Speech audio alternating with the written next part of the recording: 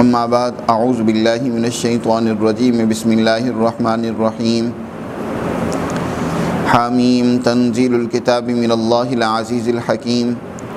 ما خلقنا السماوات والارض وما بینہما الا بالحق واجل مسمى والذین کفروا عما انذروا معرضون صدق اللہ العظیم۔ یہ 26واں پارہ ہے اور اس کا آغاز سورۃ الاحقاف سے ہوتا ہے، اور یہ سورہ احقاف بھی ان صورتوں میں سے ہے جس کا آغاز حامیم سے ہوتا ہے۔ یہ حوامیم سبعہ یعنی 7 وہ صورتیں جن کا آغاز حامیم سے ہوتا ہے، ان میں سے یہ آخری صورت ہے۔ اس سورہ مبارکہ میں بھی بنیادی طور پر قرآن مقدس کی اہمیت، عظمت اور نوع انسانیت کے لیے اس کا ہدایت کا ہونا اس کو بیان کیا گیا، اور اس کے ساتھ اللہ کی وحدانیت اور یکتائی کو اور جناب رسول اللہ صلی اللہ علیہ وسلم کی رسالت کا تذکرہ ہے، اور انسانی اعمال کے جزا و سزا کا ذکر ہے۔ یہ سورہ مبارکہ بھی نبی کریم صلی اللہ علیہ وسلم پر مکی دور کے آخری زمانہ میں نازل ہوئی ہے۔ خاص طور پر حضور صلی اللہ علیہ وسلم کا جو 10واں سال تھا مکی زندگی میں، وہ انتہائی اہم پریشانیوں اور مشکلات کا تھا۔ یہی وہ سال ہے جس سال میں نبی کریم صلی اللہ علیہ وسلم اور حضور کی جماعت کا کفار مکہ نے مقاطع اور بائیکاٹ کر دیا تھا۔ حضور صلی اللہ علیہ وسلم سے بات چیت کرنا، حضور کی جماعت کے ساتھ لین دین اور کسی قسم کا معاملہ کرنا سوشل بائیکاٹ گویا کہ کر دیا گیا تھا مکہ والوں کی طرف سے، اور باقاعدہ ایک معاہدہ طے پایا تھا کہ کوئی ان سے، چاہے کوئی کسی کا کتنا ہی قریبی سے قریبی رشتہ دار ہی کیوں نہ ہو، وہ ان کے ساتھ کوئی معاملہ نہیں کر سکے گا، کوئی لین دین نہیں کر سکے گا۔ چنانچہ یہ آپ صلی اللہ علیہ وسلم کے لیے دن بڑے ہی مشکلات کے تھے۔ اسی طرح جب آپ صلی اللہ علیہ وسلم اس مقاطعہ سے فارغ ہوئے، یہ معاہدہ ختم ہوا ایک دیمک کے کھانے کی وجہ سے، تو اس کے بعد حضور صلی اللہ علیہ وسلم کے چچا جو اگرچہ مسلمان نہیں ہوئے تھے، لیکن آپ صلی اللہ علیہ وسلم کی ہر طرح کی حمایت، نصرت اور آپ کا تعاون ہمیشہ سے ہوتا تھا۔ اس مقاطعہ میں بھی وہ حضور کے ساتھ ہی رہے۔ خواجہ ابو طالب ان کا انتقال ہو جاتا ہے۔ قریش مکہ خواجہ ابو طالب کی بڑی عزت کیا کرتے تھے، اور ان کی وجہ سے ابھی وہ حضور اور حضور کی جماعت کو کھلم کھلا تکلیفیں اور اذیتیں نہیں پہنچا سکتے تھے۔ خاص طور پر حضور صلی اللہ علیہ وسلم کو تکلیف پہنچانے سے وہ گریزاں رہا کرتے تھے، گریز کیا کرتے تھے، کیونکہ خواجہ ابو طالب وہ ایک سرداروں میں سے تھے، اور ان کی ایک بڑی اہمیت و شان تھی مکہ کے اندر۔ ان کا انتقال ہونے کی وجہ سے حضور صلی اللہ علیہ وسلم کو بڑا دکھ اور غم ہوا، اور پھر کچھ ہی ایام کے بعد حضور صلی اللہ علیہ وسلم کی زوجہ محترمہ، جو مکہ کی ایک بہت مالدار خاتون ہونے، صاحب حیثیت خاتون ہونے کے ساتھ ساتھ حضور صلی اللہ علیہ وسلم کا مشکل گھڑی میں ساتھ دینے اور اپنا سارا مال اس دین کی خاطر قربان کرنے کے لیے ان کی بڑی کاوش تھی۔ حضرت خدیجہ رضی اللہ تعالیٰ عنہ ان کا بھی انتقال ہو جاتا ہے۔ اس لیے اس سال کو عام الحزن کے نام سے یاد کیا جاتا ہے، غم کا سال۔ پھر اسی سال حضور صلی اللہ علیہ وسلم نے اس ارادے سے کہ یہ دعوت مکہ کے لوگ تو قبول نہیں کر رہے، چلو مکہ سے باہر دوسرے شہروں میں اس دعوت اور پیغام کو پہنچانے کی کوشش کی جائے۔ مکہ کے قریب ترین شہر طائف کا تھا۔ آپ صلی اللہ علیہ وسلم نے طائف کا ارادہ کیا۔ آپ مکہ سے طائف کا پیدل سفر کر کے وہاں پہنچتے ہیں، وہاں کے سرداروں سے ملاقات کی، ان کے سامنے اللہ کا یہ پیغام رکھا، لیکن ان سب نے حضور صلی اللہ علیہ وسلم کے اس پیغام کو ٹھکرا دیا۔ آپ صلی اللہ علیہ وسلم ان سے مایوس ہو کر واپس ہو رہے تھے، تو ان کم بختوں نے حضور کے پیچھے شریر نوجوانوں کو لگا کر حضور صلی اللہ علیہ وسلم کو تکلیفیں پہنچائی، حضور صلی اللہ علیہ وسلم پر پتھراؤ برسایا گیا، حضور کے بارے میں آوازیں کسی گئیں۔ آخر آپ صلی اللہ علیہ وسلم قرن العین کے مقام پر جب وہاں تھوڑا سستانے کے لیے ٹھہرے تو جبرائیل امین تشریف لائے اور انہوں نے عرض کی کہ اگر اجازت ہو تو ہم ان کو پہاڑوں کے درمیان میں پیس کر رکھ دیں۔ آپ صلی اللہ علیہ وسلم جو نبی الرحمت تھے، انسانیت کے لیے رحمت بن کر تشریف لائے تھے، آپ صلی اللہ علیہ وسلم نے اس کی اجازت نہیں دی۔ اور اسی مقام میں آگے نخلا کا مقام آتا ہے، یہاں پر آپ صلی اللہ علیہ وسلم تھے کہ جنات کی ایک جماعت حضور کی خدمت میں حاضر ہو کر ایمان قبول کر لیتی ہے۔ چنانچہ اس جنات کی جماعت کے ایمان قبول کرنے اور ان کو اللہ کا پیغام سنانے کا ذکر اسی سورہ مبارکہ میں آگے آ رہا ہے۔ یہ اسی موقع پر سورہ مبارکہ نازل ہوئی ہے، جس کا تذکرہ جنات کے حوالے سے بھی اس میں موجود ہے۔ اس سورت مبارکہ میں ابتدا میں اللہ تعالی ارشاد فرماتے ہیں، حامیم تنزیل الکتاب من اللہ العزیز الحکیم۔ یہ کتاب مقدس اللہ سبحانہ و تعالیٰ کی طرف سے تدریجاً اتاری گئی ہے، اس ذات کی طرف سے اتاری گئی ہے جو پورے طاقت و قدرت اور غلبے کا مالک ہے۔ چنانچہ وہ حضور کو اور حضور کی جماعت کو یقیناً غلبہ دے گا۔ کوئی بھی سچی جماعت جب وہ صحیح جدوجہد اور کوشش کرتی ہے تو یہ نہیں ہوتی کہ راتوں رات کامیاب ہو جاتی ہے، اس کو بھی بڑے کٹھن اور مشکل حالات سے گزرنا پڑتا ہے۔ اللہ کا قانون اور سنت اللہ یہی ہے۔ چنانچہ انجام کار یہی جماعت، حضور صلی اللہ علیہ وسلم پر ایمان لانے والی جماعت، یہی غالب آتی ہے، کامیاب ہوتی ہے۔ وہ قریش، وہ مقابلے میں آنے والے سب سرکش، ناکام اور ذلیل و رسوا ہوتے۔ تو فرمایا یہ اسی غالب ذات کی طرف سے کتاب مقدس اتاری گئی ہے، الحکیم، جو بڑی حکمت و دانائی کا بھی مالک ہے۔ ما خلقنا السماوات والارض وما بینہما الا بالحق واجل مسمى۔ ہم نے آسمان و زمین کو اور جو کچھ ان کے درمیان ہے، اس ساری کائنات کو محض عبث اور بیکار نہیں بنایا۔ یہ ساری کائنات اپنی تمام تر وسعتوں کے ساتھ، تمام تر توانائیوں اور خزانوں کے ساتھ اللہ میاں ویسے ہی کھیلتے کھیلتے اس نے بنا دیا ہو، نہیں، الا بالحق۔ یہ در حقیقت ایک مقصد کے تحت، ایک حقیقت کے تحت بنائی گئی ہیں، اور اسی کائنات کا اعلیٰ ترین فرد انسان بھی ایک مقصد کے تحت بنایا گیا، وَأَجَلٍ مُّسَمَّى، اور ایک وقت مقررہ تک کے لیے بنائی گئی ہے۔ اللہ نے ساری کائنات کو ہمیشہ رہنے کے لیے نہیں بنایا، بلکہ ایک وقت اس کا متعین کر دی ہے، اس وقت تک کے لیے کائنات رہے گی، اور اس وقت تک اپنے مقصد کو، جس مقصد کے تحت اس کو بنایا گیا، پورا کرتی رہے گی۔ تو وہ ذات جو خالق ہے اس ساری کائنات کی، اسی کی یہ تعلیم اتاری گئی ہے نو انسانیت کی ہدایت اور رہنمائی کے لیے۔ لیکن جو لوگ اللہ کی تعلیمات کو ماننے سے انکاری ہیں، والذین کفروا اما انذروا معرضون، اور جو ظلم و زیادتی، بدماشی کا طریقہ کار اختیار کیے ہوئے ہیں، ان لوگوں کو جب ان کے برے انجام سے ڈرایا جاتا ہے، خبردار کیا جاتا ہے، تو وہ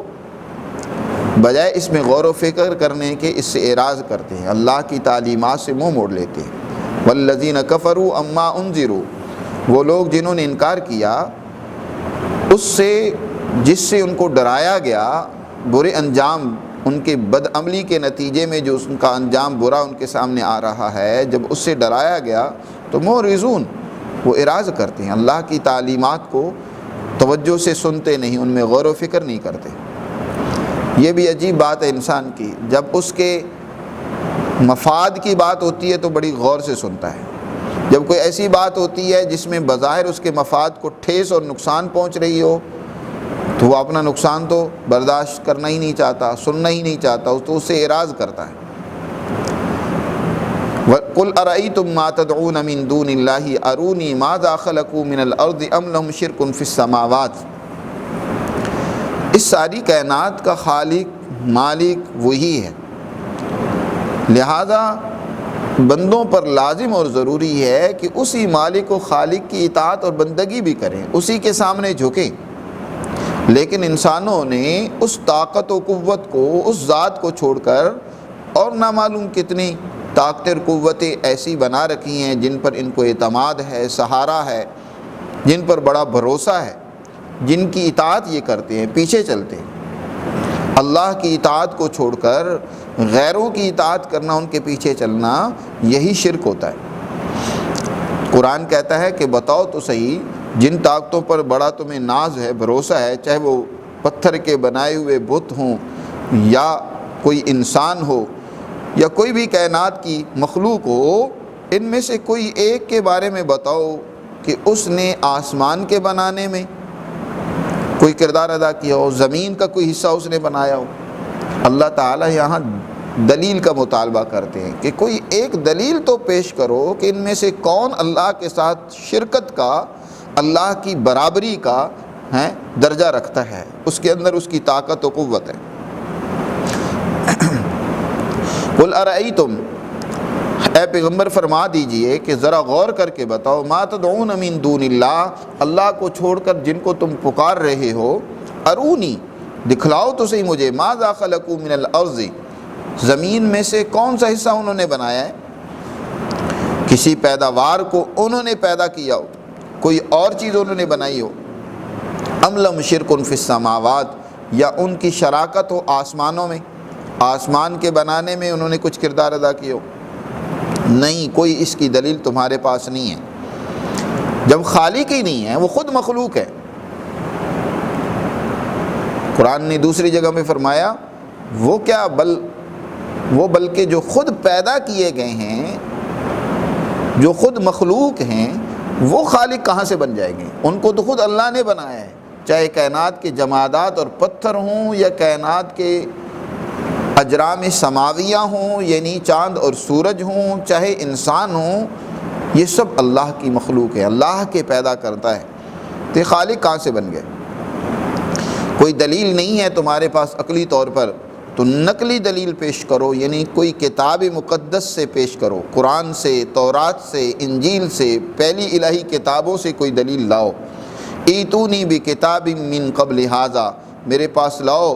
اس سے پہلی کی کتابوں میں سے ہی کوئی چیز، کوئی کتاب کی آیت، کوئی حصہ پیش کرو جس میں یہ اللہ نے بیان کیا ہو کہ میں نے دنیا میں اپنی اس کائنات کے اندر برابری کے لوگ یا برابری کی مخلوقات پیدا کی ہیں جو میرے اختیارات میں ہیں، وہ دخل دینے کی قدرت رکھتے ہیں، کوئی دلیل پیش کرو۔ اور نہیں تو جو دنیا میں اونچے درجے کے لوگ گزرے ہیں، انبیاء، صلحاء، ان کا ہی کوئی قول، کوئی اثر وہ پیش کر دو، او اثارت من علم، یا کوئی اثر اور نشان پیش کرو علمی طور پر، اگر واقعی تم سچے ہو کہ یہ اس قرآن میں جو کچھ بیان کیا گیا یا جو نبی پاک صلی اللہ علیہ وسلم پیش کر رہے ہیں وہ درست نہیں ہے، اس کے باوجود تم حضور کی بات کو چھوڑ کر بت پرستی کی انسانوں کو دعوت دے رہے ہو، تو اس سے بڑا گمراہ کون ہوگا؟ ومن اضل ممن يدعو من دون اللہ، جو اللہ کو چھوڑ کر دوسری طاقت اور قوتوں کو پکارتا ہے، اور خاص طور پر ان کو لا یستجیب لہ، جو ان کی پکار کا جواب ہی نہیں دے سکتے قیامت تک کے لیے، ہم عن دعائہم غافلون، وہ پکار کا جواب کیا دیں گے؟ وہ تو خود بے خبر ہیں، غافل، ان کو تو پتہ ہی نہیں۔ بلکہ کل قیامت کے دن جب ان کو اور ان کو اکٹھا کیا جائے گا تو وہ ان کے دشمن ہوں گے۔ وَإِذَا حُشِرَ النَّاسُ كَانُوا لَهُمْ أَعْدَاءً وَكَانُوا بِعِبَادَتِهِمْ كَافِرِينَ، اور وہ ان کی بندگی اور پرستش سے سراسر انکار کر دیں گے۔ نیک لوگ تو انکار کریں گے، جو نیک لوگوں کی لوگ پوجا کرتے ہیں، ان کے پیچھے چلتے ہیں، اس اعتبار سے کہ ان کو خدا بنا دیا، خدا کا بیٹا بنا دیا، خدائی کا درجہ دے دیا، یہ ان کی پوجا اور پرستش شروع کر دی، تو وہ تو انکار کریں گے کہ ہمارا ان سے کوئی تعلق نہیں ہے، ہم نے ان کو اس بات کا نہیں کہا تھا کہ تم ہمیں خدا بنا لو یا خدائی کا درجہ دے لو۔ اس کے علاوہ جو لوگ غیر یعنی انبیاء کے علاوہ جو شیطانوں کو، شیطانی طاقتوں اور قوتوں پر بھروسہ کر رہے ہیں، وہ بھی ان کے کام نہیں آئیں گے، بلکہ شیطان بھی اس دن صاف اعلان کر دے گا، آج مجھ پر ملامت نہ کرو، فلا تلومونی ولوموا انفسکم ما انا بمصرخکم وما انتم بمصرخی، نہ تم میری کوئی فریاد رسی کر سکتے ہو، نہ میں تمہاری کوئی مدد کر سکتا ہوں۔ آج اپنے آپ کو ملامت کرنا ہے تو اپنے آپ کو ملامت کرو، شیطان بھی صاف وہاں جواب دے دے گا، میں تمہاری کسی کام آنے والا نہیں، مجھے تو اپنی فکر لگی ہوئی ہے۔ تو کل قیامت کے دن وہ ان کی عبادت اور بندگی سے انکار کر دیں گے۔ وَإِذَا تُتْلَىٰ عَلَيْهِمْ آيَاتُنَا بَيِّنَاتٍ قَالَ الَّذِينَ كَفَرُوا لِلْحَقِّ لَمَّا جَاءَهُمْ، اور جب ان کے سامنے ہماری واضح آیات و تعلیمات پڑھی جاتی ہیں تو وہ لوگ جنہوں نے حق کا انکار کیا، جب وہ حق قرآن کی صورت میں ان کے پاس آیا تو اس قرآن کے بارے میں کیا کہتے ہیں؟ ھذا سحر مبین، یہ کھلا جادو ہے۔ بلکہ اس سے بڑھ کر کیا کہتے ہیں؟ ام یقولون افترا، بلکہ یہ کہتے ہیں کہ خود حضور نے اس کو گھڑ لیا اور بنا لیا۔ قرآن دوسری جگہ پہ کہتا ہے کہ اگر حضور نے گھڑ لیا ہے تو تم بھی گھڑے کے اس جیسی کوئی آیت تو بنا کر پیش کرو۔ حضور نے بنا لیا تو تم بھی بنا سکو گے، بلکہ سارے جن و انس سب فصحاء کو، بلغاء کو، دنیا کے سب دانشوروں کو اکٹھا کر لو اور حکمت و دانش پر مبنی، فصاحت و بلاغت پر مبنی کوئی آیت اس طرح کی تم بھی پیش کر دو۔ فَأْتُوا بِسُورَةٍ مِّن مِّثْلِهِ إِن كُنتُمْ صَادِقِينَ، کہتے ہیں کہ حضور نے اس کو گھڑ لیا۔ آپ فرما دیجئے ان افتریت فلا تملکون لی من اللہ شیئا، ایک وہ شخص جس کی ساری زندگی جھوٹ سے مبرہ ہے، 40 سال اس نے اس طرح گزارے کہ اس نے کسی انسان سے کوئی جھوٹ نہیں بولا، کبھی کوئی زبان سے غلط بیانی نہیں کی، تم خود اس کو الصادق الامین کے لقب سے یاد کرتے ہو۔ یہ کیسے ہو گیا کہ 40 سال کے بعد وہ انسانوں کے بارے میں تو جھوٹ نہ بولے لیکن اللہ کے بارے میں جھوٹ بولنے لگ پڑے کہ اللہ نے مجھے نبی بنایا، اللہ میرے اوپر اپنا پیغام نازل کرتا ہے؟ اور پھر اللہ کے بارے میں جو جھوٹ بولے گا تو کیا اللہ سبحانہ و تعالی اس کی گرفت نہیں کرے گا؟ یاد رکھو، کوئی بھی اللہ پہ جھوٹ بولنے کی جرت کرتا ہے تو اللہ کی پکڑ اور اس کی گرفت اور عذاب و سزا سے بچ نہیں سکتا۔ کل آپ اے پیغمبر فرما دیجئے ان افتریت، اگر میں نے اس کو گھڑا ہے تو فلا تملکون لی من اللہ شیئا، تو اللہ کی گرفت سے بچانے کا تم میں سے کون ہے جو اللہ کی گرفت سے مجھے بچا سکے، قدرت رکھتا ہو کہ اللہ کی سزا اور عذاب سے مجھے بچائے۔ هو اعلم بما تفیضون فیہ، جو باتیں تم بنا رہے ہو ان کو اللہ خوب جانتا ہے۔ کفا بھی شہیدا بینی و بینکم، اللہ کی شہادت کافی ہے میرے اور تمہارے درمیان کہ میں اللہ کا سچا پیغمبر اور نبی ہوں، رسول ہوں، اور میں تمہارے پاس اللہ کا پیغام لایا ہوں۔ وہ اللہ کی شہادت اس حوالے سے کافی ہے، وَهُوَ الْغَفُورُ الرَّحِيمُ۔ اور دوسری بات یہ ہے کہ میں کوئی نیا رسول تھوڑا ہی ہوں، میں کوئی نیا پیغام پیش کر رہا ہوں، تمہارے سامنے کوئی ایسی بات رکھ رہا ہوں جو پہلے دنیا میں سچے ہادیوں، رہنماؤں، اللہ کے پیغمبروں نے نہ کی ہو، میں تو وہی پیغام تمہارے پاس لایا۔ کوئی ایک انوکھی بات کروں تو پھر بات ہے، میں وہی تمہارے سامنے توحید پیش کر رہا ہوں، وہ اللہ کے احکامات و پیغامات رکھ رہا ہوں جو پہلے انبیاء نے پیش کی ہیں۔ عدل کا حکم دیا ہے، سچائی کا حکم دیا ہے، پہلے انبیاء نے جیسے دنیا میں اعلیٰ اخلاق کو اپنانے کا حکم دیا۔ حضور صلی اللہ علیہ وسلم کن باتوں کی تعلیم دے رہے ہیں؟ کوئی ایسی بات کہہ رہے ہیں جو انسانیت سے گری ہوئی ہو، فطرت سے ہٹی ہوئی ہو؟ حضور صلی اللہ علیہ وسلم کی تعلیمات میں غور و فکر تو کرو۔ قل ما کنت بدعا من الرسل، فرما دیجئے میں کوئی نیا رسول نہیں ہوں کہ پہلی دفعہ تمہارے سامنے رسول آیا ہوں۔ دنیا میں انسانیت کے سامنے بے شمار اللہ کے رسول آئے، اور باقی بات رہی یہ کہ تمہارا کہنا کہ رسول تو وہ ہونا چاہیے جو سارے حالات و واقعات کو جانتا ہو، ہر طرح کی خیر اور بھلائی اس کے اپنے ہاتھ میں ہو، اور وہ اپنی مرضی سے خدا بن کر گویا کائنات کے اندر تصرف کرنا شروع کر دے، وہ رسول ہونا چاہیے۔ تو یاد رکھو وما ادری ما یفعل بی ولا بکم، اس حوالے سے مجھے معلوم نہیں ہے کہ تمہارے ساتھ کیا ہونے والا ہے اور میرے ساتھ کیا ہونے والا ہے۔ ما یفعل بی ولا بکم، مجھے نہیں معلوم کہ میرے ساتھ اللہ میاں کیا فرمائے گا اور تمہارے ساتھ کیا ہوگا، یعنی یقینی طور پر میں نہیں یہ کہہ سکتا۔ حضور صلی اللہ علیہ وسلم آگے بلکہ فرما دیا ان اتبع الا ما یوحی الی، کہ جو کچھ میں کہتا ہوں یا جو میں جس بات کی میں پیروی کرتا ہوں وہ وہی اللہ کا پیغام ہوتا ہے جو میری طرف اتارا جاتا ہے۔ اللہ نے جو باتیں نازل کر دی ہیں، یقیناً اللہ نے اپنے پیغمبر کے بارے میں تو بتا دی ہے کہ حضور صلی اللہ علیہ وسلم دنیا اور آخرت میں سب سے بلند درجے پر ہوں گے۔ اسی طرح حضور پر ایمان لانے والے، ان کی اتباع کرنے والے یقیناً قیامت کے دن بھی، کل قیامت کے دن بھی سرخرو ہوں گے، دنیا میں بھی کامیاب ہوں گے اور آخرت میں بھی وہی کامیاب ہوں گے، چاہے دنیا میں ان کو کچھ مشکلات سے گزرنا پڑے۔ تو قرآن نے جو بیان کر دیا، حضور کو جو اللہ کی طرف سے پیغام ملا، حضور وہ تو بیان کرتے ہیں، لیکن اپنی مرضی سے کوئی باتیں کہہ دیں، ایسا نہیں ہے۔ یعنی یقینی طور پر کل قیامت کے دن کیا ہوگا، تمہارے ساتھ کیا ہوگا، اللہ کتنی سزا دے گا،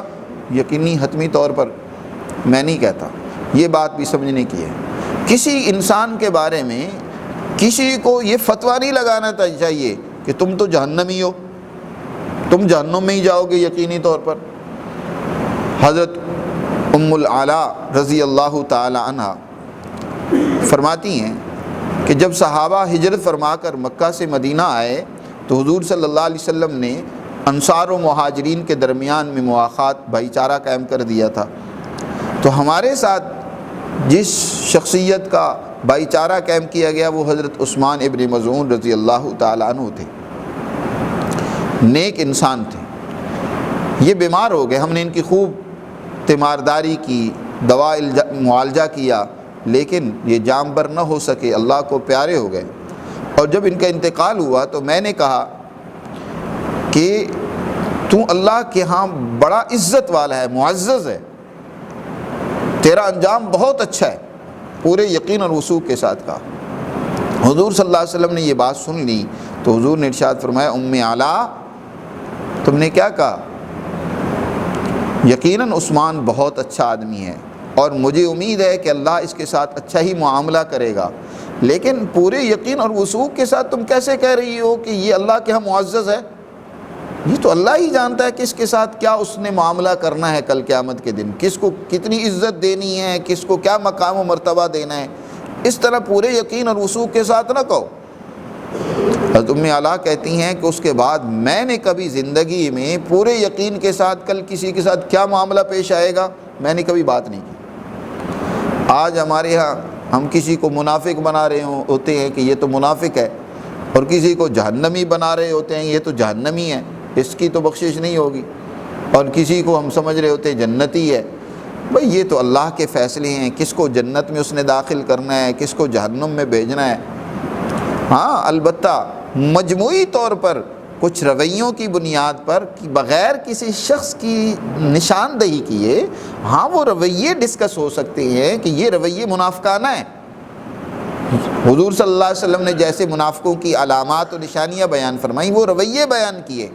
کہ وعدہ کر کے خلاف ورزی کرنا، جھوٹ بولنا، دوسروں کو دھوکہ دینا،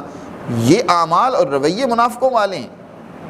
یا اسی طرح کچھ اعمال جہنمیوں والے ہو سکتے ہیں، ان اعمال کا تذکرہ کیا جائے، لیکن کسی شخص کے بارے میں حتمی رائے نہ دی جائے۔